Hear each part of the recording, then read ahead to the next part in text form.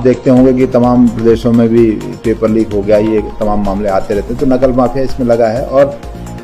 जो ये मामला है इसमें हमको शिकायत मिल गई थी अप्रैल मई में, तो हमने खुद उसकी जांच की, इंटरनल जांच की पहले, और जो जांच रिपोर्ट आई वो हमने एसटीएफ से साझा की, और फिर एसटीएफ की एक प्राथमिक रिपोर्ट आने के बाद फिर हमने खुद इसमें एफआईआर दर्ज कराई। तो चाहे ये मामला हो, चाहे इससे पहले 4 और मामलों में हम एफआईआर दर्ज करा चुके हैं, तो जो भी मामले गड़बड़ी के आए हैं उनमें हमने खुद एफआईआर दर्ज कराई। तो ये आयोग का तो ये पक्ष है कि हमने जांच का अनुरोध खुद किया है, एफआईआर खुद करवाई है। और दूसरा पक्ष ये है कि अगर जांच रिपोर्ट जो अभी तक जो जांच हुई है, जो जितनी जानकारी आपको है, मुझे भी समाचार पत्रों से ही पता चल रहा है, अभी तक कोई रिपोर्ट हमारे पास वैसी नहीं है औपचारिक, तो वो ये पता लग रहा है कि जो हमारा सेवा प्रदाता था प्रिंटिंग वाला, शायद उनके यहाँ से पेपर लीक हुआ है। बाकी जो आगे जांच में पता लगेगा कि किस तरह से हुआ है और कहाँ तक ये गया है, वो सब जांच का हिस्सा है। और मैं समझता हूँ कि एक जिम्मेदार एजेंसी इसमें जांच कर रही है और हमें कोई अच्छी सही जांच रिपोर्ट मिलेगी और जो दोषी होंगे उन पर कार्रवाई होगी, उन्हें सजा होगी। बहुत सारे कदम हमने उठाए अभी भी, जैसे शुरू में 2 मामले आए थे जिसमें ओएमआर में छेड़छाड़ का मामला पता लग गया था या हमारे संज्ञान में आया था, उसमें भी हमने एफआईआर की है। और फिर उसके बाद हमने 3 कॉपी रखनी शुरू की ओएमआर की, और उसमें से 1 कॉपी हमेशा रिजल्ट दिखने तक ट्रेजरी में ही रहती है, उसमें कोई चेंज नहीं कर सकता, तो वो एक व्यवस्था हमने अपनाई। उसके बाद डमी कैंडिडेट्स का मामला एलटी में आया था कि कुछ डमी कैंडिडेट बैठ गए हैं, तो उसलिए फिर हमने हर एग्जाम में बायोमेट्रिक लेना शुरू किया और अब हम हर परीक्षा में बायोमेट्रिक उपस्थिति ले रहे हैं, उनका अंगूठा निशान, उनका फोटो ले रहे हैं। उसके बाद ब्लूटूथ का आपने सुना होगा, हरिद्वार में ब्लूटूथ का एक मामला आया, तो हमने उसके बाद फिर सेलेक्टिव एग्जाम्स में जैमर लगाना शुरू किया, वो भारत सरकार की अनुमति से लगाना पड़ता है, तो वो हमने कार्रवाई शुरू की। तो जैसे जैसे जो मामले लग रहे हैं कि ऐसा हो सकता है, तो हम उसके करेक्टिव मेजर भी लेते जा रहे हैं। और अब ये मामला चूंकि ऐसा आया है कि प्रिंटिंग का जो चूंकि पहली बार हमारे यहाँ तो पहली बार 88 एग्जाम में ये इस तरह से पेपर लीक का मामला आ रहा है, तो चूंकि ये मामला हमारे भी संज्ञान में पहले नहीं था, तो अगर ये मामला आया है तो इसके लिए भी हम जरूर करेक्टिव मेजर लेंगे और हम अच्छे से अच्छा इसके लिए सेवा प्रदाता लेंगे और इम्प्रूव करने की कोशिश करेंगे। और बेसिकली ये सारे देश में ये चलता रहता है कि वो भी कुछ माफिया भी कुछ और हथकंडे अपना रहे हैं और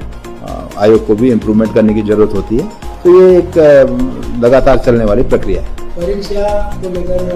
प्री और मेन एग्जाम बात चल रही है, क्या इसमें ये संभव है और अगर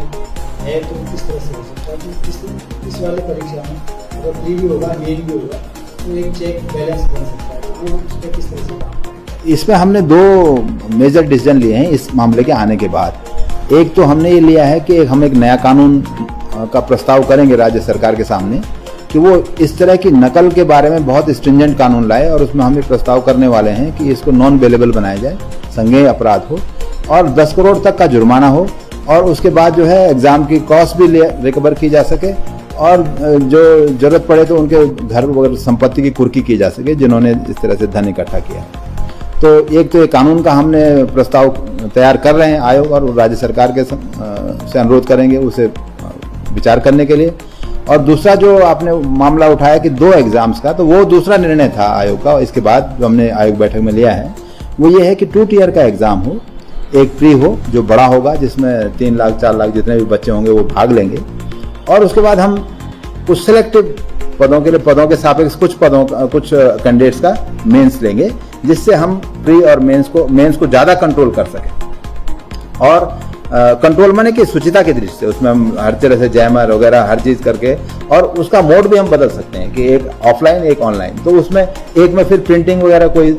बात ही नहीं होगी। तो इस करने से काफी कुछ सुरक्षा एग्जाम में हो जाएगी, और माफिया को 2 स्टेप होंगे, दो दीवार फांदनी पड़ेगी, तो उनके लिए कठिनाई बढ़ेगी। आखिरी सवाल प्रिंटिंग वाले सबसे ज्यादा शक जा रहा है पेपर में से वो एक विश्वसनीय आदमी था जिसपे आयोग ने इतना विश्वास किया, उसने विश्वासघात किया है, तो उसका क्या ऑप्शन हो सकता है? उसके लिए भी यही हो सकता है कि मल्टीपल सेवा प्रदाता हों और रैंडम प्रिंटिंग हो, और इस तरह से एक या 2 को लेकर ना चला जाए, तो वो सब ऑप्शन आयोग विचार करेगा, मुझे उम्मीद है।